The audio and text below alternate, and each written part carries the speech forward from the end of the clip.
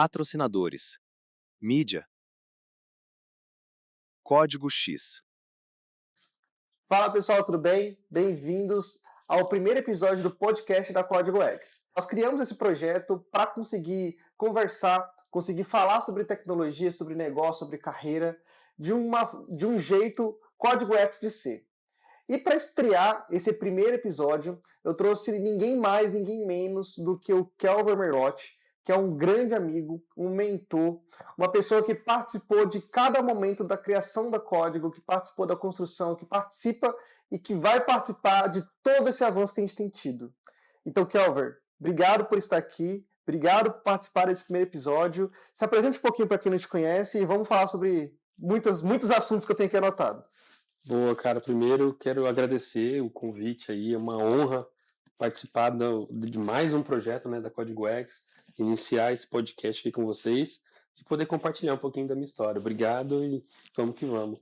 Eu costumo me definir como marido, pai, filho e alguém que é apaixonado por usar tecnologia para evoluir as pessoas. Esse é o Kelver dos últimos anos. Cara, uma coisa que eu queria começar a falar aqui com você, eu queria que a gente conseguisse medir assim, o Kelver de 5 anos atrás e um pouco dessa evolução que você teve, que você vem tendo, né, desde a época da Embarcadero. Como é que foi para você todo esse momento de transição, né? Ali antes da Embarcadero até aí você veio para o Embarcadero. Como é que foi todo esse momento para você? Fala um pouquinho desses passos aí que você esteve. Legal, cara. A minha passagem pela Embarcadero, ela é interessante porque ela teve dois momentos, né? O primeiro dele foi um dos momentos mais marcantes, assim, profissionalmente. Eu morava no interior de São Paulo, naquela época, em 2011, na cidade de Votuporanga. E quando recebi o convite para vir para São Paulo, né, na época a Embarcadero estaria iniciando a operação aqui no Brasil, foi uma realização de um sonho, assim, né, estar nesse universo mais perto que me acompanhava, já que eu acompanhava, né, já há vários anos, por conta do desenvolvimento com Delphi, né, de atuar com programação, de atuar bastante ativo em comunidades, né, de Delphi, revistas e tudo mais. E então, para mim, naquele momento foi um momento muito importante. E em 2011 eu vim para São Paulo para atuar na Embarcadero como responsável pela área de treinamentos. Então, os treinamentos oficiais que a Embarcadero tem, né, inclusive ainda hoje, naquela época eu fazia a modernização dos materiais, certificação de novos instrutores, cuidava do centro de treinamento. Então era uma atuação muito próximo da educação, que era uma das coisas que eu fazia antes de vir para São Paulo, né? Eu dava aula numa faculdade lá no interior, além de atuar como programador e, enfim, consultor já naquela época, e vim para São Paulo com essa realização de um sonho, assim. Depois de algum tempo eu acabei indo pro mercado corporativo, né? Fui atuar numa empresa que acabou não sendo como eu imaginava. Quando eu voltei dessa empresa, eu decidi empreender. E aí eu comecei minha empresa de prestação de serviços em desenvolvimento de sistemas. E aí, um pouco tempo depois, o pessoal da Embarcadero, né, o Tércio, os Josés, enfim, eles me convidaram para a gente fazer isso juntos. Então surgiu a Embarcadero Serviços, Embarcadero Professional Services, que a gente falava. E aí a gente começou a tocar essa operação de consultoria, de desenvolvimento, né? Eu costumava brincar que a Embarcadero Serviços, ela era a concessionária dos desenvolvedores. Porque se o seu carro dá problema, a última instância é a concessionária. Lá você sabe que vai resolver. Sim. E aí, quando os programadores, as empresas não tinham mais a quem recorrer, iam lá na Embarcadero Serviços. Legal. E aí essa segunda passagem lá durou mais ou menos 4 anos, e depois eu fui para novos desafios. Cara, e em que momento, nessa virada aí, quando você voltou do mundo corporativo, vamos chamar assim, que você começou a empreender, o que fez você ter essa motivação? Vou empreender agora na tecnologia. Teve algum ponto em específico? Foi uma vontade? Você sempre pensou sobre isso? Na realidade, cara, eu acho que a mudança de mentalidade sobre empreender, ela aconteceu bem antes. Tá. eu não coloquei em prática muito cedo, mas eu me lembro bem, eu trabalhava numa software house lá no interior, em Votuporanga, e me colocaram como responsável por um sistema que gerenciava franquias no país inteiro. Ah, sim.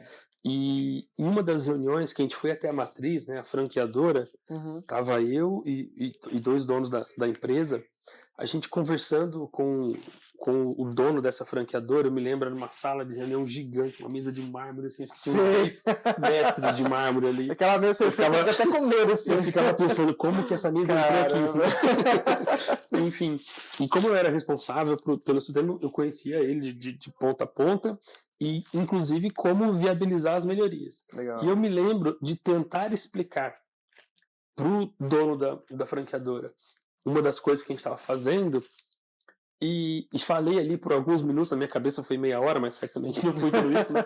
A memória já não ajuda muito, mas o que eu me lembro é que eu falei ali alguns minutos, e assim que eu terminei de falar, ele olhou para um dos donos da empresa, assim, para o meu chefe, e falou assim: como que funciona isso? Aí o meu chefe disse a mesma coisa que eu tinha dito, mas com outras palavras. E aí o dono da franqueadora entendeu. Naquele momento eu falei: pera, tem um mundo lá fora. Entendi. Ali, provavelmente eu estava tentando usar o meu Techniquez, Se comunicar de com forma um técnica. CEO de uma empresa multimilionária que não entendeu bolhufas do que eu falei, e com todo jeitinho perguntou para alguém que poderia explicar na língua dele. Então, a partir desse momento eu comecei a pensar um pouco mais nos porquês das coisas, e não apenas no como. Eu quis entender o que despertou ali naquele cara, naquele CEO, a necessidade de entender o que eu estava falando de outro jeito. Entendi. E aí eu comecei a me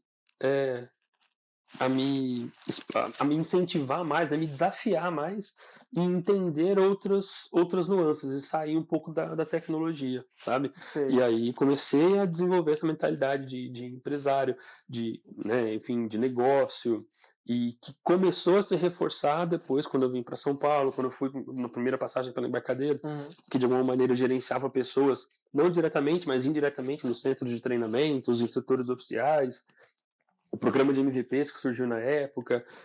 Depois, quando fui para o mercado corporativo, aí sim para liderar diretamente, né, times de desenvolvimento. Então, foi nessa época onde eu comecei a exercitar de fato a mentalidade que me despertou naquele dia, naquela reunião aí em São José do Rio Preto, que era uma cidade vizinha de onde eu morava. Então, o despertar para o mundo de negócios, do empreendedorismo, começou nessa época, e comecei a exercitar nesse momento. Quando eu saí do mercado corporativo, eu falei: eu quero ter o meu negócio, eu quero agora colocar em prática tudo que eu já aprendi, já exercitei aqui, sabe? Show. E aí, quando você saiu, né, teve esse despertar, eu acho que boa parte dos empreendedores, eles também têm isso, né? Eles têm essa virada de chave, mas às vezes não conseguem executar na hora. Fica ali guardado, armazenado, e, né, espera o melhor momento para que isso aconteça. E aí, beleza, você teve a oportunidade. Aí chegou no momento da sua vida ali que você teve a oportunidade de empreender. Você já tinha vontade, na verdade você juntou ali a fome com a vontade de comer. Perfeito. Né? E o que te fez empreender com a tecnologia? Por quê? Porque o fato de empreender, o fato de ter essa visão de que, opa, tem mais o que fazer aqui, é um ponto, mas você poderia ter ido para outras áreas. Você poderia ter empreendido em outro mercado, de outra forma. Por que continuar na tecnologia? O que te fez continuar a fazer o que você já estava fazendo, né? Sim. Eu acredito que é uma questão, até aquele momento, né? Uma questão muito mais de amor ao que faz do que uma questão de propósito ou enfim, algo maior. Tá. Então, era mais ou menos assim, era o que eu sabia fazer, eu sabia que eu fazia bem, então eu quis explorar isso. Continuar essa mesma... Tecnologia, para mim, é uma parada que começou muito cedo, assim, desde a época que eu desmontava os brinquedos e os eletrônicos em Os carrinhos de casa. os carrinhos de Exato. controle remoto. Isso, ventilador, e Ventilador. videocassete. Acho que televisão foi a única coisa que eu não desmontei, minha mãe nunca deixou. Eu também. Né? E aí, então, você já tinha esse interesse, entendia bolhufas do que tava lá, né? Abria legal. uma plaquinha verde, alguns fiozinhos, legal, agora eu vou fechar. Só pra isso, essa era a vontade. Exato, mas a curiosidade ali já vinha, Sim. né? Instigando que tinha mais aí. Até que, quando eu tinha cerca de 12 anos, eu acho, 12, 13 anos, eu ganhei meu primeiro computador. Já era microcomputador naquela época, né? Uhum. E comecei a explorar como é que aquilo funcionava, o que era o Windows, o que era o DOS. Eu fiz algumas aulas de informática e aprendi o MS-DOS. Acho que hoje muita gente nem tem ideia do que é isso, né? E, enfim, a curiosidade de entender o porquê das coisas, o fundamento das coisas, sempre teve presente ali junto com essa paixão pela tecnologia. Uhum. Então, pouco tempo depois eu comecei a programar, minto, pouco tempo depois eu comecei a dar aula de informática, a programação veio um pouquinho depois, mas comecei a dar aula de informática e a paixão que eu tinha em usar computador, em ensinar pessoas a usar computador, de ver no olho das crianças que eu dava aula, assim, por exemplo, e até alguns adultos, eu cheguei na aula para adultos também, quando eles aprendiam um recurso, assim, conseguiam Uma coisa nova. realizar uma tarefa. Então, isso sempre teve comigo, assim, a questão da educação Legal. e a questão de explorar a tecnologia. Então, eu acho que foi meio que uma consequência natural, assim, de empreender com a tecnologia para mim, sabe? Legal, cara. E nesse processo todo, né, depois aí veio outros negócios, foi ampliando, a gente foi evoluindo, a gente tem um mercado de tecnologia que ele está num avanço absurdo. Então, a gente está vivendo hoje isso na Código, né, a quantidade de avanços que a gente tem tido, todo dia a gente acorda e tem uma coisa nova acontecendo, uma mudança nova acontecendo, né? Como que você viu, né, a evolução desse mercado? Como é que foi a sua percepção, da sua visão, nessa mudança toda que aconteceu? Desde a época que tinha lá o computador, que a gente fez os primeiros códigos, né, e até o que nós temos hoje, assim. Como é que esse processo, ele na sua visão, ele aconteceu e qual o impacto que ele teve para você nesse processo todo? Olha, o impacto, eu não sei se eu consigo mensurar ou quantificar ele assim diretamente, até porque eu sempre tive imerso nesse mundo, né? Participando. Exato. Mas uma coisa que eu sempre digo é que é assustador, né? A evolução, quando a gente começa a olhar para trás. Se a gente parar para pensar que talvez 25 anos atrás, 30, vai, para você armazenar 1 mega, você precisava de um disquinho assim, uma caixinha, né, de sei lá, de 10 por 10 ali.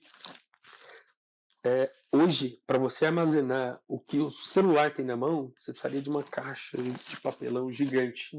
Em termos, né, o que lá era alguns megabytes, hoje a gente tem gigas e gigas e gigas. Então, quando você olha, e detalhe, era 1 mega num disco assim de alguns centímetros. Hoje você tem um pendrive minúsculo, ou um SD card que armazena milhares de discos daquele. É isso. Então, quando a gente olha essa evolução, eu estou falando de uma esfera, né, que é o armazenamento, a parte, né, onde Perfeito. a gente... Mas se a gente começa a olhar outras também, como o poder de processamento, né, o que um celular faz hoje, no meu primeiro computador não era possível fazer em termos de audiovisual, né, de renderização de vídeos, enfim. A tecnologia evoluiu muito em poder de processamento e, graças a Deus, em custo. Né? Coisas que hoje a gente faz. Um computador que você adquire hoje para uso pessoal, 10, 15 anos atrás, 20 anos atrás, era algo para grandes empresas, devido ao custo que tinha. Né? Então, a sociedade como um todo, ela consegue se beneficiar de tecnologias sem até mesmo perceber que ela está tirando proveito daquilo. A velha sensação, né? Você sai de casa e esquece o celular, parece que saiu pelado. Exato. Ou seja, quando você muito perde o acesso àquilo, é que você sente o quão valioso é. Mas quando a gente está com o celular na mão, a gente não para pensar, cara, quantos gigas eu tenho aqui na mão, com o poder de processamento, eu consigo falar com qualquer pessoa do mundo, por vídeo, a hora que eu quiser, sem pagar. Eu uso o WhatsApp, não gasto um centavo e falo com alguém que está do outro lado do mundo em tempo real.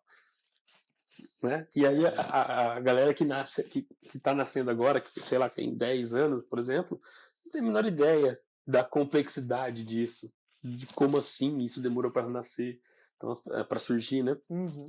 A juventude hoje tem uma visão muito mais de que é assim, é o natural, né?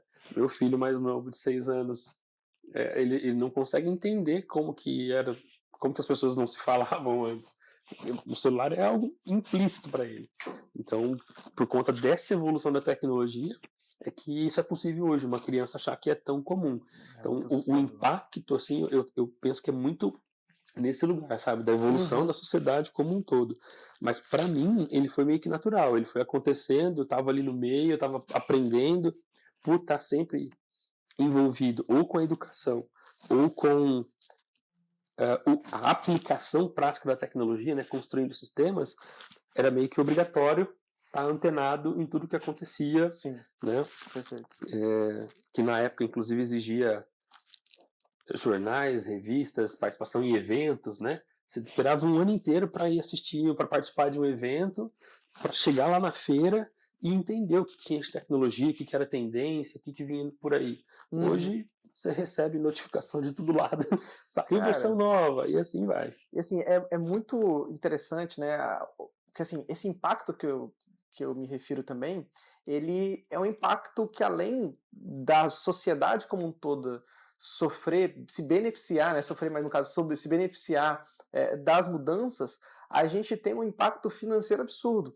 Então, hoje, antigamente, né, todos os negócios eles eram feitos através do boca a boca, do jornal, né, através de você ter uma história. Então, antigamente, as pessoas elas abriam negócios e elas tinham né, e ainda hoje tem, obviamente, mas era isso, assim, tinha um letreiro, estamos aqui há 30 anos, né, desde 1800 e tanto a empresa existe, ou seja, ela precisava de ter uma prova de tempo para existir. A coisa foi evoluindo tanto que hoje você abre empresa no dia mais um já tem tanto de faturamento, já está ali num ritmo muito acelerado. Então, como é que você conecta esse impacto? Como é que foi para você? Como é que você vê esse impacto que existe no que nós tínhamos no passado, que era essa dificuldade de comunicação, dificuldade para falar com as pessoas, para abrir negócio, para se evoluir? Como isso pode se conectar, na sua visão, com o que nós temos hoje na parte de financeiro, parte de empreender, né, parte de empreender, de criar coisas, de vender coisas, de faturar, de evoluir financeiramente? Como que essa evolução tecnológica ela também se conectou para você nesse sentido? Cara, é uma pergunta interessante essa, e daria pra gente até aprofundar bastante nessa questão de evolução das pessoas, né? A minha avó, por exemplo, a avó da minha esposa, durante uma boa parte da vida, não tinha água quente para tomar banho. Não tinha chuveiro. Tinha que esquentar a água e tomar banho. Hoje, na nossa bolha, né, eu sei que infelizmente ainda existem lugares no mundo que estão em situação precária, mas na bolha que a gente vive, no universo mais comum, o chuveiro já não é mais uma questão nova, né? Então, a sociedade veio evoluindo e criando benefícios para ela, né? Para que hoje a gente, novamente, a gente não valoriza pela disponibilidade, por não ter um custo alto, enfim, vira commodity, vira algo trivial, né? E a tecnologia está permitindo comoditizar a inovação, está permitindo tornar trivial a solução de problemas. Já não é uma coisa surpreendente, não. Exato. Entendi. Um negócio, do meu ponto de vista, essencialmente, ele é uma solução de uma dor que um monte de gente tem. Tá. Se uma pessoa só que tem, talvez não tenha um negócio. Eu ajudo ela, mas depois não tenho o que fazer. Perfeito. Se eu tenho um conjunto de pessoas que têm uma dor ali, e essas pessoas percebem o valor que essa solução tem para resolver essa dor e pagam por isso, aí eu tenho um negócio. Legal. Quanto maior o tamanho desse grupo de pessoas que tem a dor, maior a minha chance de escalar. Maior a chance de eu ter um negócio grande, né? Então, hoje em dia, com o poder da tecnologia, implementar soluções criativas que abrangem um grupo grande de pessoas tem sido cada vez menos difícil. Então, antes, se eu tinha uma ideia de alguma solução para alguém, poxa, eu tinha que, se fosse alguma solução que passa, por exemplo, num universo digital, né, um software, por exemplo, como o nosso universo, cara, eu tinha que pensar em contratar uma equipe gigante, eu tinha que desenhar aquele produto, eu tinha que especificar tudo que eu queria, eu passava por um time de desenvolvimento, aquilo tinha que passar por uma bateria de teste assim, longa, né, um período de teste de maturação longa, para depois eu pensar em lançar. Hoje em dia, se a gente corta isso, né, de anos atrás e traz para hoje em dia, com meia dúzia de prompts eu tenho uma solução. Eu consigo validar. Óbvio que pode não ser uma solução escalável, perfeita, segura, tem uma série de problemas, né, que essa velocidade traz. Mas que eu consigo validar, eu consigo colocar meia dúzia de pessoas ali para usar e de fato ver se aquilo é valioso, se pagam por aquilo. Então, eu acho que o benefício dessa velocidade está nesse lugar, de eu conseguir experimentar rápido, validar rápido, gerar valor rápido, logo, se eu consigo gerar valor, o resultado financeiro vem. E eu costumo sempre brincar, né? O dinheiro, ele está aí, ele está circulando. Eu preciso arrumar uma maneira dele circular pela minha mão também. Esse é o problema. E gerar valor, né? Ou seja, resolver problemas, atender desejos de pessoas que pagam para ter esse desejo atendido ou essa dor solucionada, é onde moram os negócios e aí você faz o dinheiro circular. Se você recebe mais, você consegue gastar mais, investir mais e isso vai circulando. Então, o desafio de empreender é esse e eu acho que a tecnologia tem ajudado bastante a encontrar esses nichos ou esses segmentos ou essas micro oportunidades e criar soluções que pessoas valorizam e pagam por aquilo, sabe? Então a tecnologia está permitindo esse crescimento assim, de forma assustadoramente rápida. O tempo, ele sempre foi uma questão. Aqui, por exemplo, na Código, e a gente como esse background todo de desenvolvedor, nós sempre batemos nessa tecla do tempo, né? Então a gente sempre quis controlar bem o tempo para que seja produtivo, para que tudo que a gente faça ela seja produtiva. Então, por exemplo, depois, no começo, quando eu comecei a programar, eu acho que você também, não existia Scrum. A gente tinha tarefa. Né? Uma das primeiras empresas que eu passei, o meu chefe ele me entregava os códigos no pendrive. Então, se eu quisesse ter algum tipo de performance, era só depois de eu ter o pendrive com os códigos atualizados.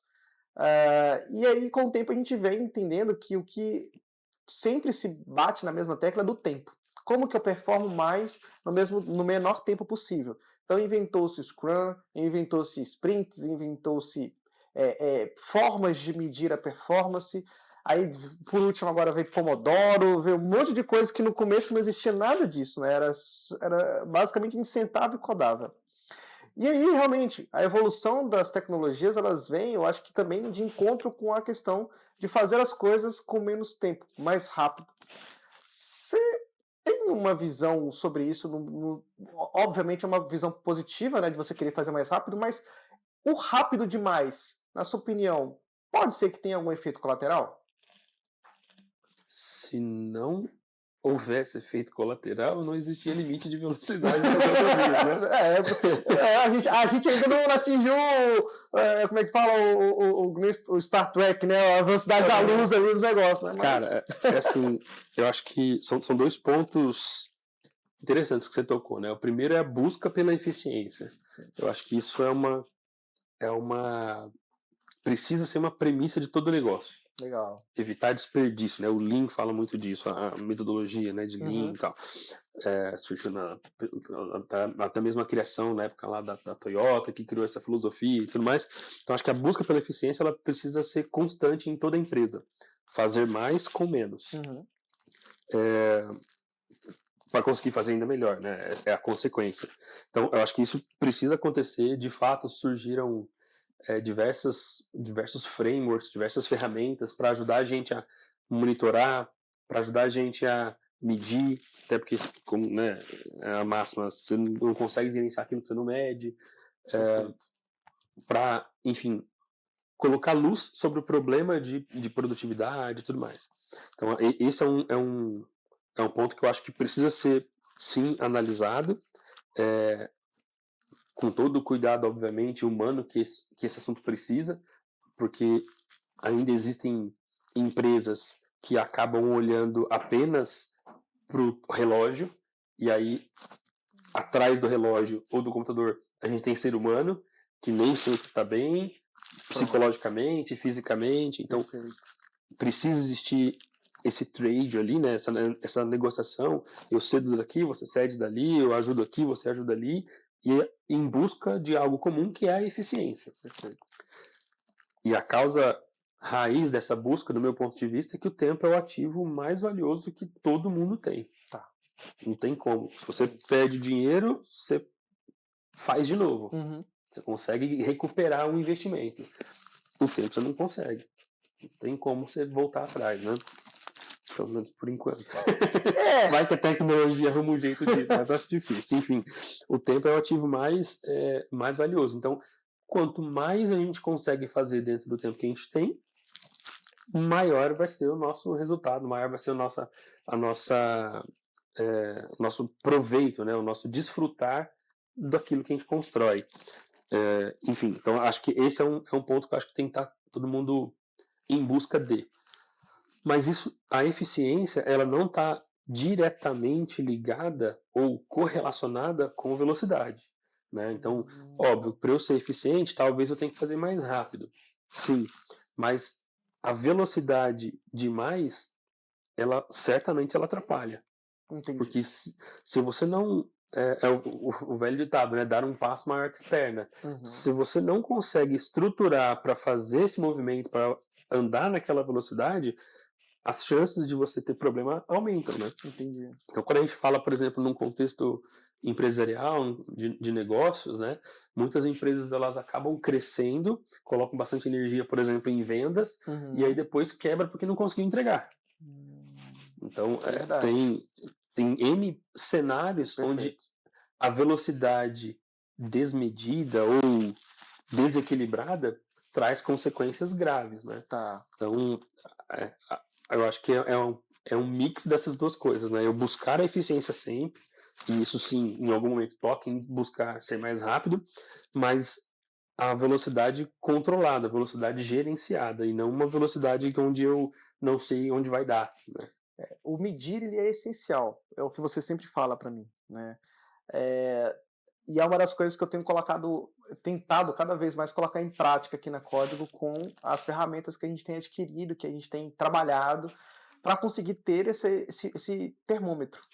Acho que o fato das empresas hoje elas terem dificuldades com medir, com ter um termômetro para poder avaliar se as ações elas estão indo para um lugar certo ou não, é o que de fato acaba dando aquele tropeço. Eu tenho cenários que eu já analisei, né, não da Código, mas de outras empresas, que eles têm esse panorama, essa visão. Querem fazer muito rápido, querem acelerar o processo, né, encurtar o passo, vamos chamar assim, né, mas sem uma visão de onde vai chegar, sem medir se está indo no caminho certo. Então esse é um ponto importante. Eu acho que, conectando com ele, ainda falando sobre eficiência e performance, a gente inevitavelmente ia passar por esse tópico, né, que é o tópico da IA. E é um tópico muito complexo, né, porque aqui na Código a gente trabalha assim com pessoas, né, e são programadores, pessoas que estão alocadas ou não alocadas para desenvolver software, mas a gente tem uma ferramenta, que é o que eu entendo ser a IA hoje na minha visão, que é uma ferramenta extremamente produtiva e que, se bem usada, a gente consegue encurtar o processo e transformar esse não sei, essa dificuldade de medir em algo completamente metrificável, com softwares automatizadas, etc. Como que a IA ela está entrando na sua visão, né? Como é que ela está entrando no nosso universo? O que ela está transformando para você? O que ela é hoje? O que ela tem se tornado hoje para você? Como que você está lidando com esse novo momento aí da IA? Cara, vejo a IA como uma bênção e uma penitência. Ela, eu acho, assim, antes de qualquer coisa, é um caminho sem volta. Boa. Importante. Não tem como não lidar. Importante. Se ainda tem gente não olhando para isso, ou sendo cético ou resistente, tem sérios problemas. Ou vai ter sérios problemas. Então a IA, assim, é inevitável. Uhum. Guardadas as proporções, é a máquina a vapor surgindo e as pessoas querendo continuar trabalhando na mão. Mais tarde, é a energia elétrica chegando e as pessoas querendo manter poste iluminado com um lampião. Uhum. Mais um pouco para frente, a gente ter internet e comunicação em tempo real e vendas independente de onde você está no mundo, e as pessoas insistirem apenas em ter um negócio físico presencial e fazer o anúncio no jornal local. Perfeito. A gente está num momento hoje que é mais um divisor de águas, ou seja, eu vou ter pessoas tentando ficar no mundo tradicional, vou chamar assim, e eu vou ter pessoas vendo essas aí pelo retrovisor usando a IA. Então, a IA não tem como não usar isso. Ao mesmo tempo, assim como toda ferramenta, toda evolução, ela é usada para o bem, ela acaba sendo usada para o mal. O que eu quero dizer com isso? Nesse momento, o mal que eu tenho visto a IA causar são as pessoas querendo vender a solução definitiva, a bala de prata, a promessa fácil. Então crie o seu sistema com um prompt.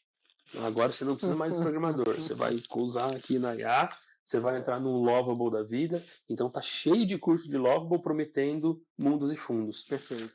Eu não tiro o valor de um Lovable, eu acho ele imprescindível para o dia a dia, para você validar uma ideia, tirar um protótipo logo do papel e dar vida a ele, enfim, começar um negócio, alguma coisa, ele é imprescindível.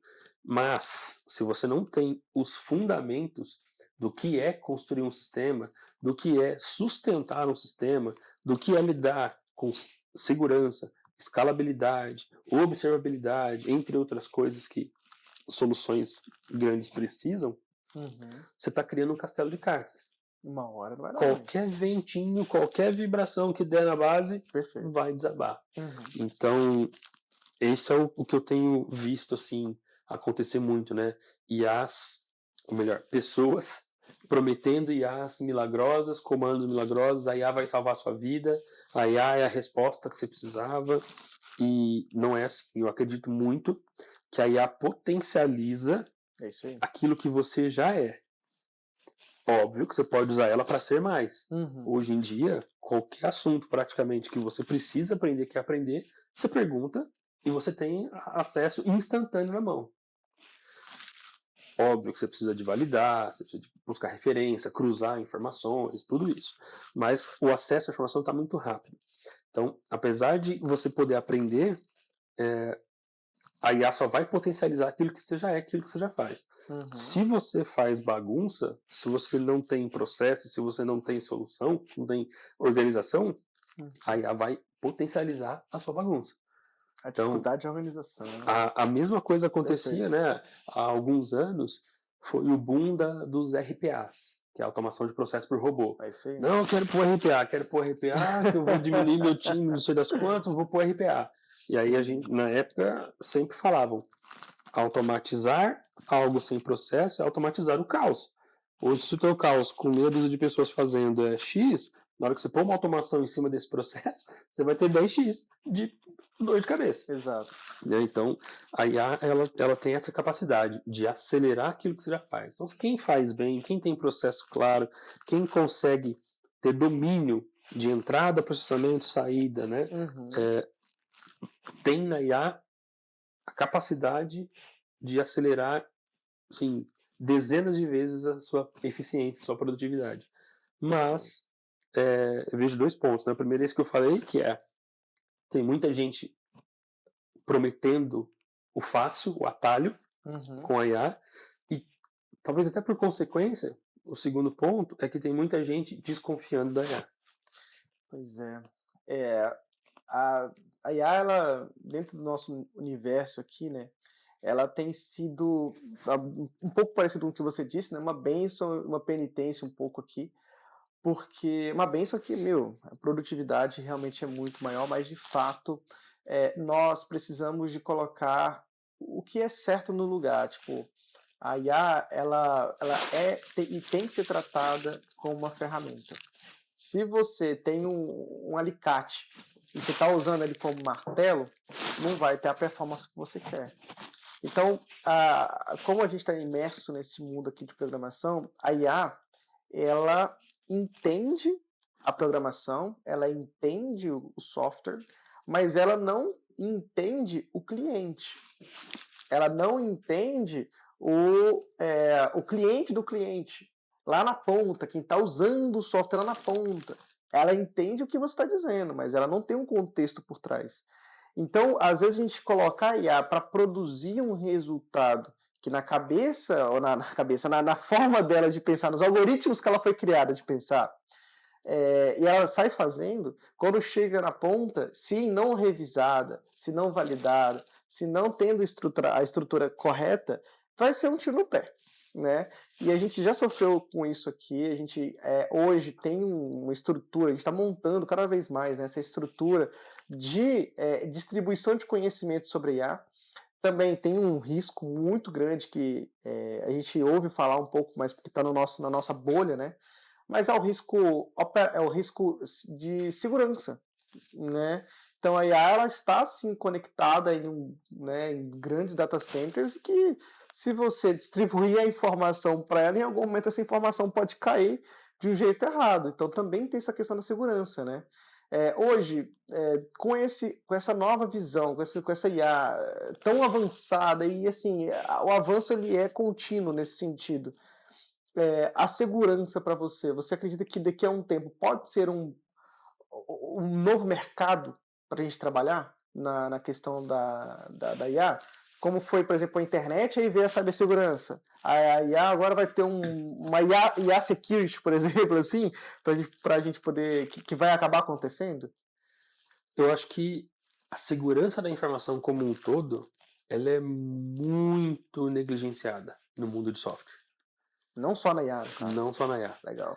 Eu já passei por dezenas, talvez centenas de empresas, dos mais variados tamanhos, nichos, né, enfim, que usam tecnologia como fim ou como meio, né, no sentido de algumas venderem software, outras produzem seu próprio software para sustentar uma operação de outra coisa. E, assim, a minoria das empresas se preocupa com segurança da informação. Que loucura. Assim, da minha perspectiva, né, daquilo que eu já vivenciei, isso é a maioria dos pontos. Esse é um assunto que começa a ser mais comum em empresas maiores, que aí isso gera o risco de uma empresa maior em relação ao vazamento de dados e tudo mais, ele começa a ficar mais expressivo, mais sensível, mais expressivo. Então, as empresas começam a dedicar mais atenção para isso. Mas, no geral, eu penso que a maioria das empresas não focam, o que é um erro. Não acho que eles estão certos em não focar. Perfeito. A gente deveria focar em segurança da base, né, do início ali. Então, são exemplos, tá? Vou trazer algumas coisas aqui para ilustrar. Perfeito. Senhas de banco de dados são compartilhadas com todos os funcionários. Então, o time da software house, o suporte, sabe senha de banco de dados porque ele precisa entrar lá às vezes e fazer alguma consulta ou dar uma retada, né? Ali, Faz um update sem erro. Exatamente. Então, tem essa... esse é um exemplo simples, sabe? Onde a senha, o acesso a uma parte que deveria ser sensível, né, deveria ser bem protegida, é de domínio público, entre aspas, dentro da empresa. Aí você vê repositórios de código-fonte com credenciais de acesso a servidores e serviços. .env ali dentro. Está dentro do repositório de código-fonte. Que até aconteceu recentemente, né, um vazamento da própria Anthropic, onde o código do cloud vazou porque existiam lá credenciais, lembra desse fato recente aí. Então, são por essas e outras que eu costumo dizer, né, que o trabalho, ou melhor, a atenção que é dada à segurança não corresponde ao que deveria, do meu ponto de vista. Perfeito. E, novamente, como eu acabei de falar, a IA vai potencializar aquilo que já é. Então, empresas que se preocupam com segurança dificilmente vão ter dor de cabeça. Já aqueles que não dão atenção a isso, né, que negligenciam ou que dão numa camada muito rasa, superficial, possivelmente podem ser afetados. Vou dividir em 2 cenários aqui, né? Segurança no sentido daquilo que é criado pela IA, porque você precisa conduzir ela para aquilo que você quer. Perfeito. E segurança no próprio uso, no sentido de confidencialidade, no sentido de ter a segurança ou a confiança de que a sua informação, o seu código-fonte, sua propriedade intelectual não vai ser utilizada por outros, né? Os termos de uso das IAs, especialmente quando você contrata uma, né, não enquanto você está na versão gratuita, eles dizem que que você usa lá não é treinado, não é usado para treinar os modelos. Outras pedem que você entre numa configuração específica e desligue isso, senão ele vai usar. Enquanto os planos gratuitos, na sua maioria, deixam explícito que eu vou usar o que você está conversando aqui comigo. Então, inevitavelmente, e aí você pega empresas usando planos gratuitos e colocando para rodar o seu código-fonte lá no meio. Então, se for um código-fonte, entre aspas, genérico, que faz os CRUDs, tudo bem. Mas se o cara tem uma lógica ali de algum cálculo financeiro, alguma inteligência de mercado, isso vai parar no modelo, né, de certa forma. Então, existe esse outro ponto sensível também, onde as software houses deveriam estar buscando maneiras mais controladas de desfrutar da IA, sem simplesmente subir tudo que ele tem para a nuvem e deixar a coisa acontecer. Tipo, sobe o código-fonte, resolve para mim esse bug aí. Exato. Em tese, os modelos garantem esse isolamento, né, essa não reutilização, enfim, mas é uma garantia contratual e praticamente impossível de se evidenciar que não foi cumprida, né, atualmente. Então, é um ponto bem sensível hoje em dia. E é sempre um paradoxo, né, porque ao mesmo tempo, o empresário que pode estar assistindo a gente aqui agora pode falar, caramba, mas se eu não usar a IA, eu fico para trás. Mas se eu usar, eu corro o risco de ter. Então, precisa buscar as ferramentas, buscar os caminhos para usar com o máximo de controle ou mitigação de risco possível. Então, o máximo que você conseguir, né, ter essa proteção, melhor. Uma das coisas que a gente tem buscado aqui, né, ainda não está em funcionamento por conta das dificuldades técnicas, mas nós termos, por exemplo, um servidor local, offline, entre aspas, né, nosso, uma IA rodando local, né? Mas aí não vai estar com as últimas atualizações, não, tudo bem, mas é uma outra possibilidade, porque, cara, é um risco. Não vou dizer que a OpenAI vai escolher, vem cá, deixa eu pegar a empresa do Gabriel aqui. Não sabe o que vai acontecer, mas a disponibilidade dos dados estão aí, é um risco para qualquer um, inclusive para nossos clientes. Então, tentamos, né, ao máximo possível aqui deixar isso mais reservado. Perfeito, cara. Seguindo aqui já pro finalmente aqui, pros momentos finais da nosso papo, cara, tem algumas coisas que eu ainda né, tenho curiosidade, enfim, e a gente se conhece há muitos anos, mas que eu gostaria de saber de você. De tantos anos que a gente trabalha com tecnologia, que a gente trabalha junto, que a gente, enfim, troca ideia, o que hoje você analisa para dentro de você e você fala assim, cara, isso me motiva? O que mais te motiva, assim, para você continuar fazendo o que você faz hoje e continuar fazendo isso por mais décadas e décadas aí para frente? Cara? Legal. Nos últimos anos, talvez nos últimos 8, 9 anos, eu descobri um universo novo no mundo de autoconhecimento e trouxe uma uma clareza sobre o porquê eu gostava de ver um aluno na sala de aula.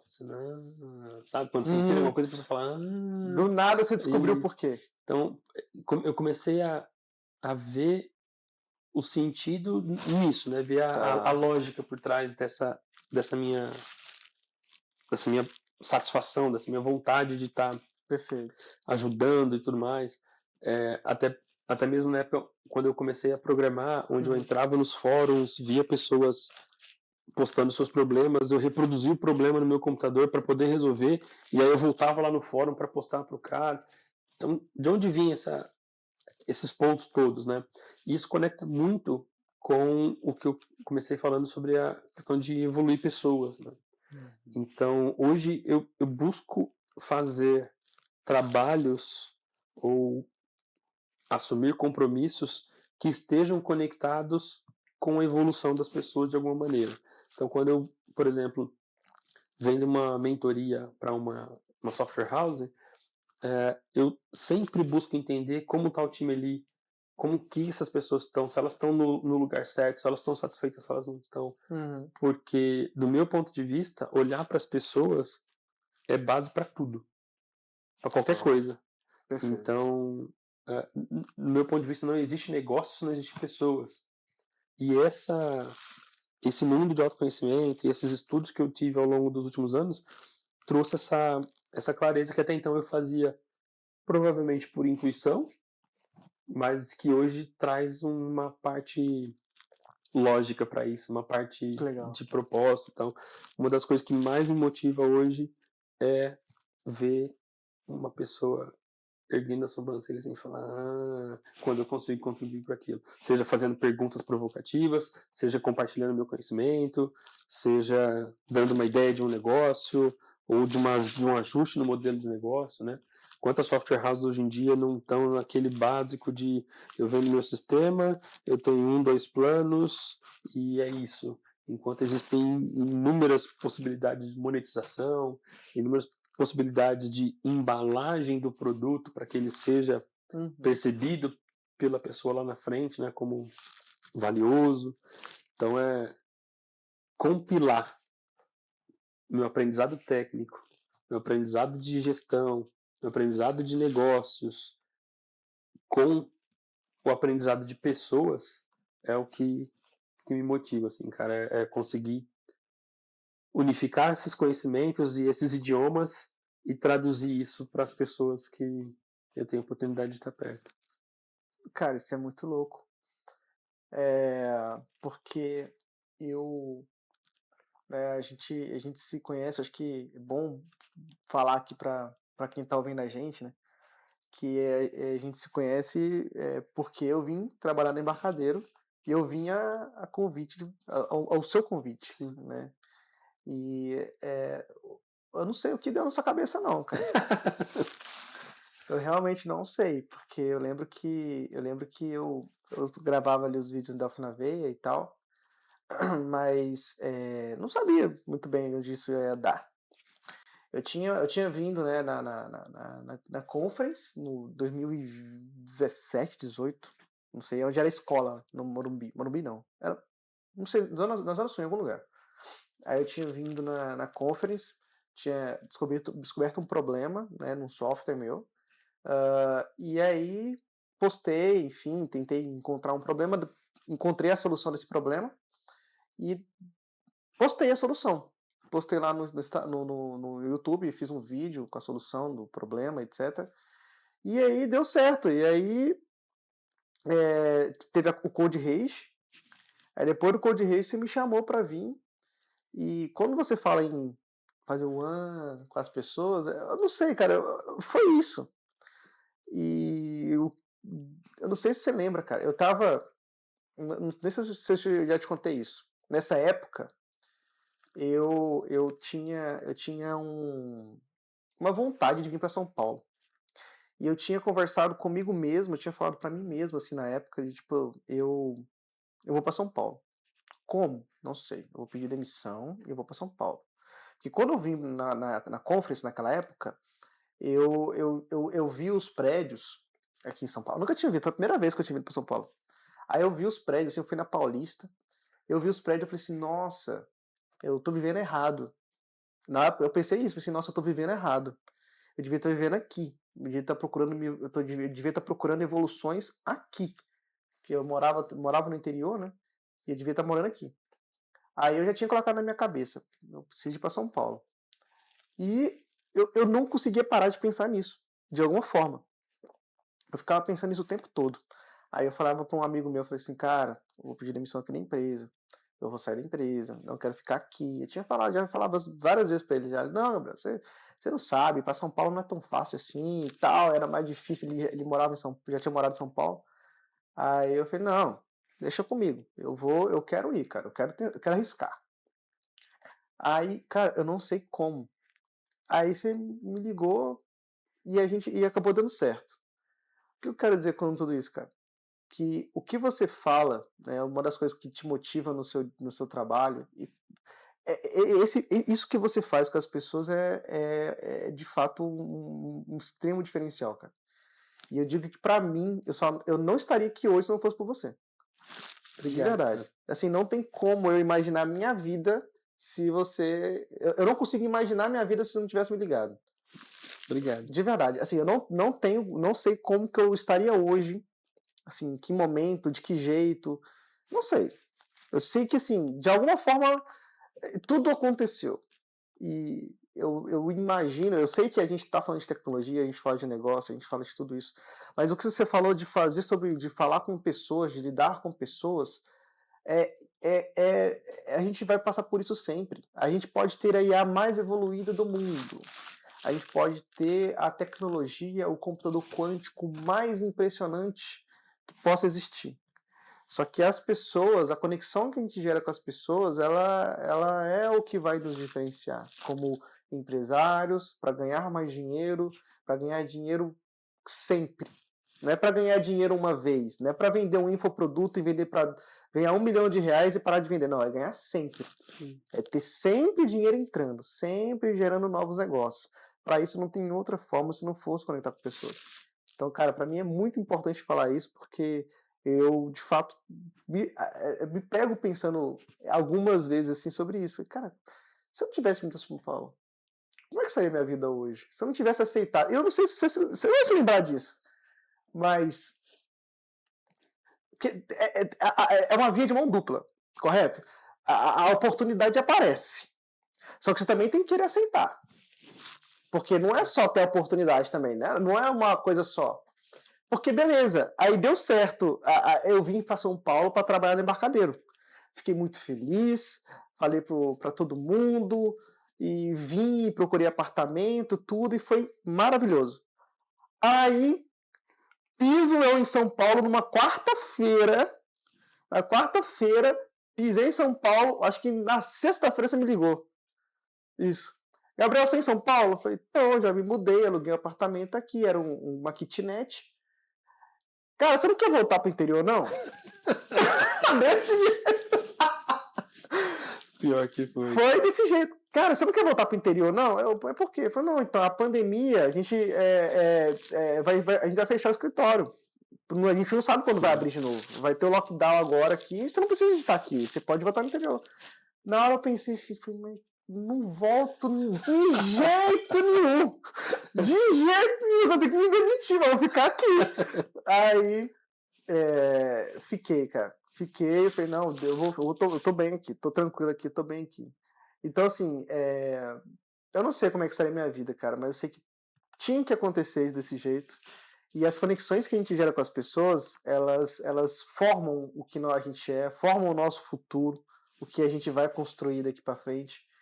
Então eu queria te dizer isso, cara, que para mim é muito, muito importante você estar sendo a primeira pessoa que a gente está aqui conversando e que sem você, assim, eu não sei, não consigo imaginar, mas eu sei que é muito importante a gente estar aqui hoje e a gente só está aqui hoje porque a gente conseguiu se conectar, porque as coisas aconteceram, porque você deu a oportunidade, porque as coisas elas andaram e é isso. Mas eu só queria te agradecer mesmo, viu? Por tudo, pelo que você fez e realmente dar esse espaço para a gente poder falar sobre pessoas, falar sobre oportunidades e que isso conecta diretamente com o que a gente faz no nosso negócio. Hoje aqui na Código a gente está, sei lá, 60 pessoas. Não consigo falar com todas, mas com quem eu consigo falar, eu também tento dar a mesma oportunidade que eu tive com você, eu tento passar também para as pessoas, né? E queria que você, de alguma forma, pudesse passar essa mensagem também para quem está nos ouvindo. Como que foi, o que é para você essa conexão com as pessoas, como isso agrega para você hoje, enfim. Cara, me emocionei aqui, obrigado. Que isso. Porque a gente vê que vale a pena, né? Cara. Muito massa. Cara, como eu falei, assim, acho que depois que eu descobri que eu trouxe consciência, trouxe, né, a consciência de lidar com gente, né? Porque, de alguma maneira, eu já tinha isso, eu acho que todos temos, vai? Não penso que seja uma exclusividade minha. Todo mundo nasce com essa necessidade de se relacionar, enfim, né? E eu gostava disso e expressava isso, talvez, dando aula, ajudando um aqui, outro ali, né? Enfim. E depois, quando eu comecei a atuar mais em papéis de liderança e gestão, que aí se precisa desenvolver ainda mais esse lugar, né, para conseguir desempenhar esses papéis bem. E mais recentemente, com a introdução do mundo de autoconhecimento, foi onde isso tudo se concretizou, se materializou, né, na consciência, assim.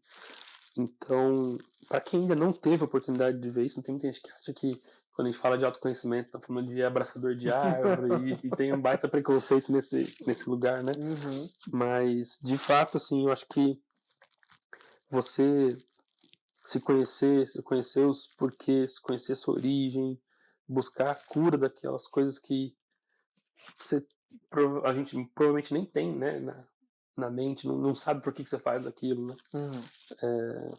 As certezas que a gente sempre afirma. Não, é assim porque é assim. Por que é assim? Então fazer essas análises, essas autoanálises, buscar ajuda, Uhum. terapias, enfim, esse é um universo que fez muito bem para mim, então não tem como não recomendar, né? E, como eu falei, tudo vai depender de gente. Perfeito. Ainda vi um videozinho, acho que foi no Instagram, esses dias agora, de ontem ou anteontem, de uma fábrica onde um robô estava separando, selecionando os pacotes. Uhum. E um robô humanoide, assim, né? Uhum. E era impressionante a agilidade, a precisão dos movimentos que a máquina está conseguindo fazer. Mas quando a gente. O que eu quero dizer com isso, né? Alguns papéis, algumas atividades, algum conjunto de pessoas, enfim, de profissão, vão ser fortemente impactadas pela tecnologia, assim como já fomos no passado, né? Uhum. Em outros momentos. Na época da tecnologia da máquina a vapor. Era uma tecnologia, né? Tecnologia é uma evolução, então ela não é apenas o digital. Tecnologia é qualquer ferramenta que você usa ou cria para facilitar um trabalho é uma tecnologia. Perfeito. Né? E então as tecnologias elas causam um impacto às vezes direto, às vezes indireto nas pessoas, positivos e negativos. Então a gente está vivendo numa era onde a tecnologia está impactando muito da perspectiva do trabalhador, pode ser negativo, da perspectiva de geração de valor para o mundo é muito positivo. E no meio disso tudo estão os seres humanos. Então, se a gente não entender desses bichinhos que somos nós, né? Como diria o meme antigo, essa galera nova não vai entender o que eu tô falando, né? Então, se a gente não entender das pessoas, como que as pessoas pensam, o que elas precisam, fica mais caro. Você vai sofrer mais para fazer acontecer. É isso que eu penso, cara. E tenho me esforçado para isso, assim, para conciliar e aplicar a tecnologia para evoluir essa galera. Cara, perfeito. Queria te agradecer por você ter aceito o convite da gente poder estrear esse quadro, estrear esse bate-papo. e dizer que todo o nosso feeling, toda a nossa construção como pessoas e como empresários, ela passa por esses momentos onde a gente senta, a gente conversa, a gente aprende, a gente troca ideia, a gente evolui, né? E tenho certeza que o que nós conversamos aqui, além de nos evoluir, eu acredito que sim, que ajude outras pessoas a evoluir também.